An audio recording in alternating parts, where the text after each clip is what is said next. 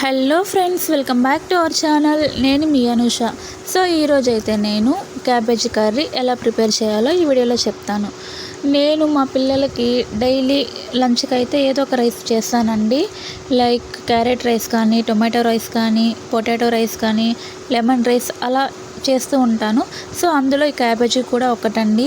ఇలా చేశారంటే మీ పిల్లలు కూడా ఖచ్చితంగా లంచ్ బాక్స్ ఖాళీ చేస్తారండి, అంత టేస్టీగా ఉంటుంది. సో ఎలా చేయాలో ఈ వీడియోలో చూద్దాం. Let us start our video.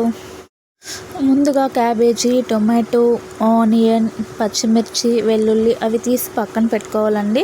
తర్వాత క్యాబేజీని అయితే చిన్న చిన్న పీసెస్గా చాప్ చేసుకోవాలి, చూడండి వీడియోలో చూపిస్తున్నట్టు. తర్వాత కడాయి పెట్టేసుకొని అందులో ఆయిల్ వేసుకోవాలి. సో ఆయిల్ హీట్ అవ్వగానే పోపు వేసేయాలి. తర్వాత యాజ్ యూజువల్ జీలకర్ర, తర్వాత పచ్చిమిర్చి. సో అది కొంచెం హీట్ అయిన తర్వాత చూడండి హీట్ అయింది, వెల్లుల్లి అయితే వేసేసాను. సో అవి కూడా కొంచెం ఫ్రై అయ్యాక ఆనియన్స్ వేయాలండి. సో నెక్స్ట్ మనకు తెలిసిందేనండి, కరివేపాకు అయితే వేయాలి. సో వేసేస్తున్నాను. సో ఇవైతే లైట్ బ్రౌన్ రావాలండి.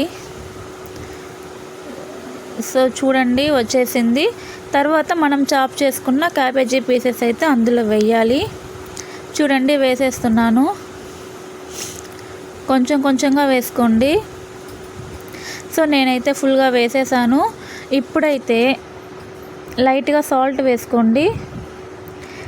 సాల్ట్ వేసుకున్న తర్వాత బాగా కలపాలండి. సాల్ట్ అంతా బాగా పట్టాలి కదా. సో సాల్ట్ వేసిన తర్వాత నేనైతే కొంచెం పసుపు కూడా యాడ్ చేస్తున్నానండి.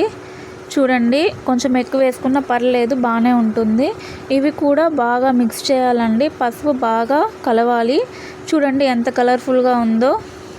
ఇలానే కొంచెంసేపు ఫ్రై చేయాలండి. సో ఎందుకంటే పచ్చి వాసన వస్తుంది బాగా ఫ్రై అవ్వకుంటే. ఫ్రై అయిన తర్వాత టొమాటోస్ యాడ్ చేసేసుకోవాలి. సో ఇప్పుడైతే ఇవి బాగా కుక్ అవ్వాలండి. కుక్ అయ్యేదాకైతే మనం ఒక 5 minutes లో ఫ్లేమ్లోనే పెట్టుకొని ఉడికించుకోవాలి. సో చూడండి 50% అయితే ఉడికేసిందండి, బాగా బాయిల్ అయింది.